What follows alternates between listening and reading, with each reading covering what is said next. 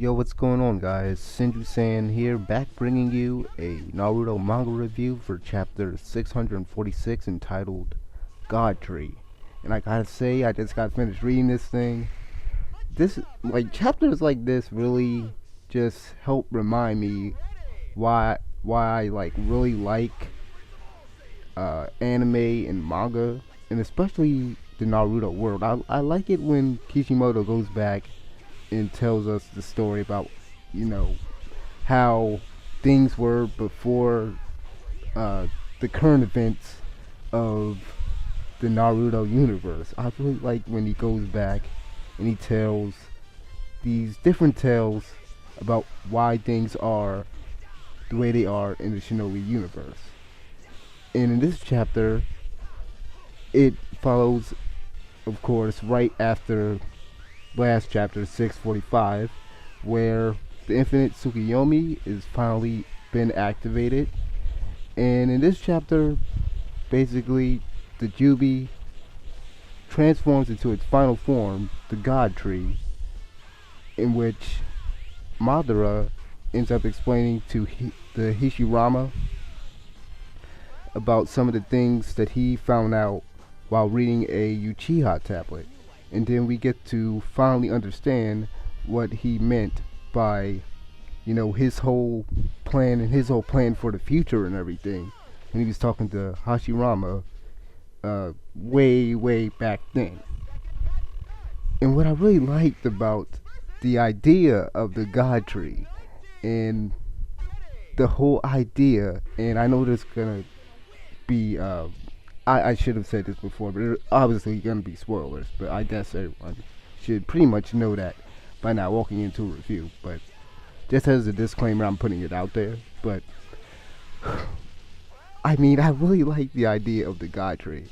So basically, a long time ago, there used to be this God Tree. And the first thing I thought when they said God Tree was Tree of Life. And I'm just going to take a small step back before I start really going into some of the other content that was in the chapter and stuff.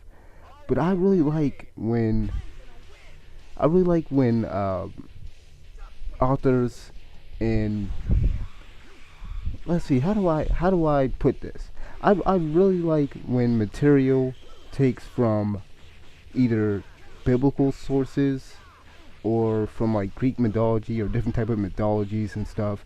And obviously anyone, and just anyone, can pretty much point out the similarities between this whole God Tree story and how Kaguya, who is the first person to ever basically use chakra, because she ended up biting a fruit off of the God Tree, which is a forbidden fruit. Now, what does this story sound like to you guys? Come on, what does it sound like? Adam and Eve, forbidden fruit. The only difference is that there's no Adam here. There's absolutely no Adam here. And then, after I read this part, I'm like, okay, so maybe her son's gonna be the Six Sages. I was right. I was completely right. Her son, and we finally get a name to the Six Sages. Finally. And I'm gonna butcher the Six Sages name, but I think it's pronounced Hagoromo or Hagoromo. I can't even, forgive me for my pronunciation of Japanese interpreted names here, but I think it's pronounced Hagoromo Ototsuki. Anyone who wants to take a stab at that, if you think you can do better, please, because I don't know. I'm horrible at the Japanese names and everything. But we finally get a name to the Six Sages.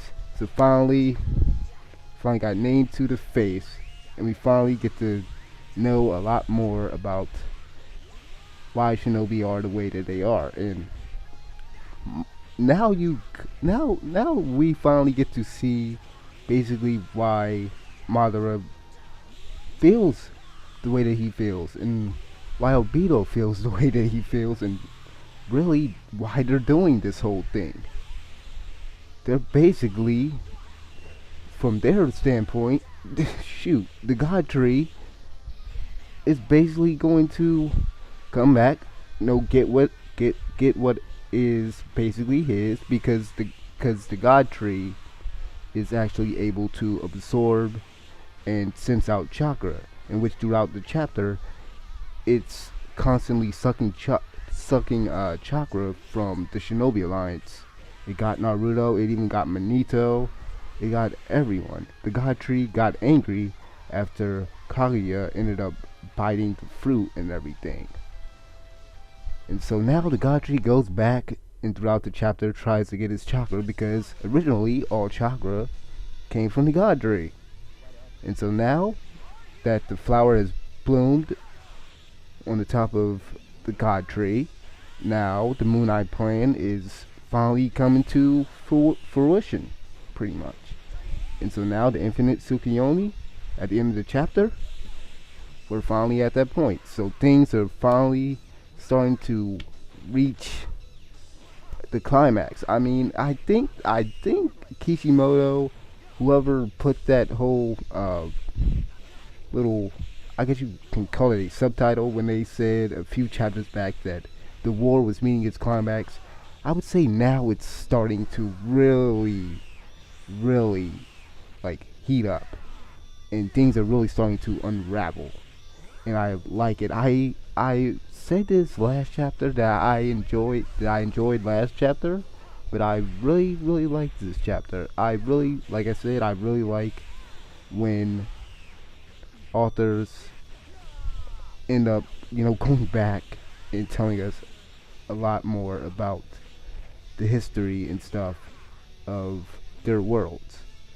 And that's one thing that, anime and manga can do that really no other media, really just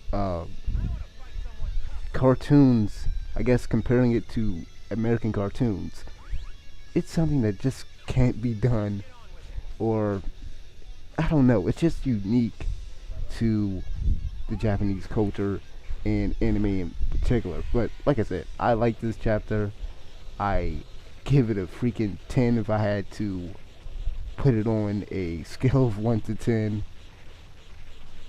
I'm just freaking speechless. Like, I don't want to freaking ramble on too much here, but because I've pretty much said all that I think there is to say about this thing. I apologize if I spoiled a little bit too much for you guys, but there was really this chapter was really more giving us information. Like I said, it's more about giving us information into the background of the Shinobi world more than it is really increasing or going further to the plot. I mean, it does obviously get us to another point in the story, but it's more about giving us the information in this chapter. So, those were my thoughts about this chapter. What do you guys think about the chapter? Like I said, I completely think this is one of the best chapters I've read so far, and I just want to hear you guys' thoughts about the thing. And hopefully, I'll be back next week doing a review for chapter 647. And I hope you guys enjoyed this video. Like I said, I hope I can do more. And have a nice day. This has been Senju saying, peace.